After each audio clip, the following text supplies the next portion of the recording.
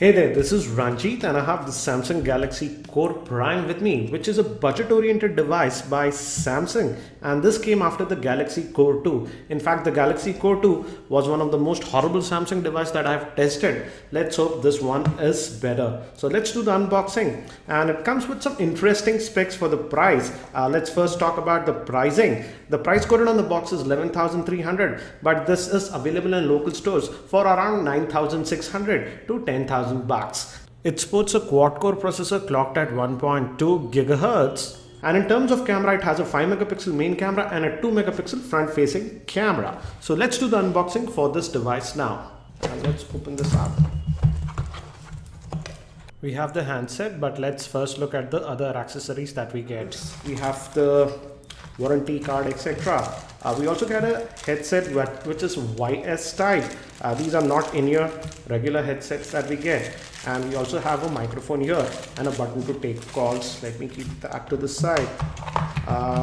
We get a power adapter to which the USB cable is pre-attached, a micro USB to USB cable, and the battery itself. So here we have the handset. We have this protective cover. Let me take this out. And on the back also we have some plastic. Let's pop in the battery and you can open this up.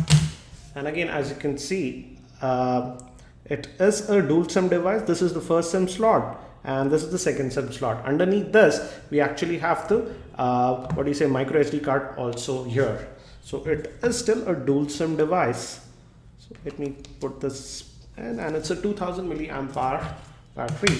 Regarding the camera, we have some plastic. Let me take out. It's a 5 megapixel shooter, but the good thing is that it can shoot video in 1080p. So that's a nice thing. And we also have a LED flash. So let me put this back, the back cover.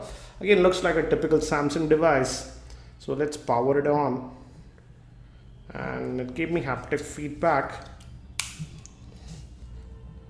And let me give you a physical overview. By the time it boots, we have the 3.5mm headphone jack over here, the power button, moving towards the bottom, the micro USB slot, main microphone, and on this end we have the volume rockers.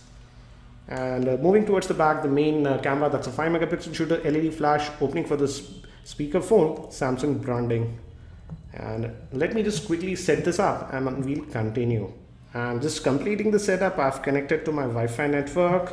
And regarding the other configuration, as I told you, it sports a 1.2 GHz quad-core processor. Regarding RAM, it has 1 GB of RAM and the GPU is the Mali 400 GPU. Some websites are claiming that it has a Snapdragon 410 chipset, but that's not correct. And the screen size is a 4.5-inch screen, but again, the resolution is not that great. It's just 800 by 480.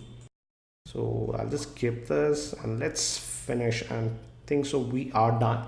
Yes, we are booted and we don't get any auto brightness sensor. As you can see, I don't have that. So looks like we don't have any auto brightness. So you got to manually adjust the brightness on this device.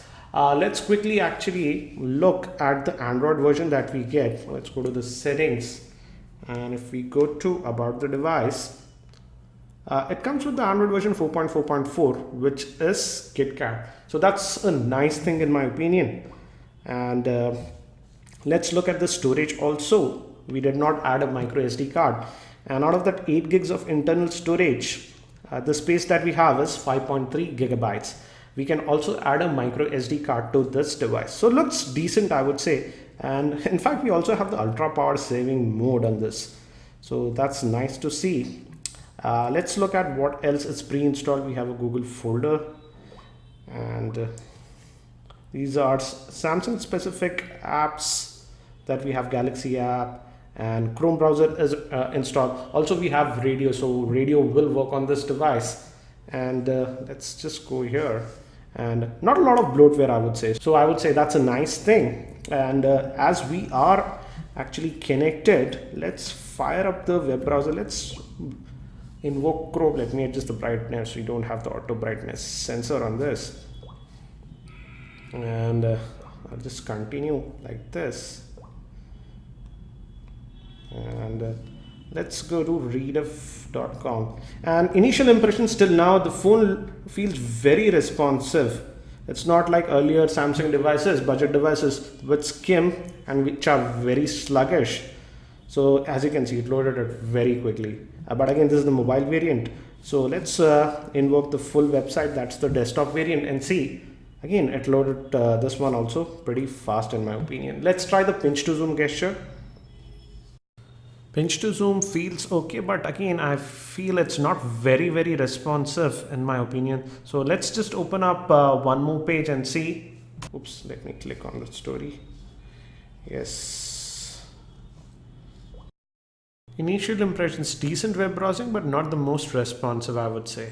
Let's see the viewing angles. The viewing angles are sadly not that great.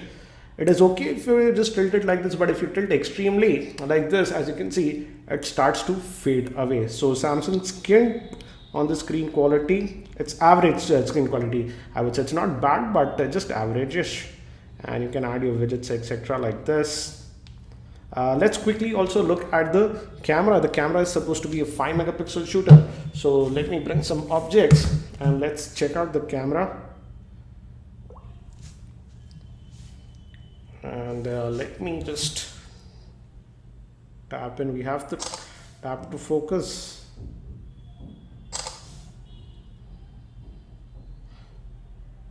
And it's a 5 megapixel shooter. So let's see the pictures. This came out pretty clean in my opinion. But why is it not? Yeah. Let's zoom in. This also came decent. I'll test the camera a lot more. The front facing camera is actually a 2 megapixel shooter. So I'll be testing the camera performance later on in my full in-depth review. So that's it for now for this very quick unboxing of the Samsung Galaxy Core Prime. If you have any specific questions around this device, do post them in the YouTube comments and I'll try to include them in my review. Thanks for watching. This is Ranjit and I hope to see you in my next video.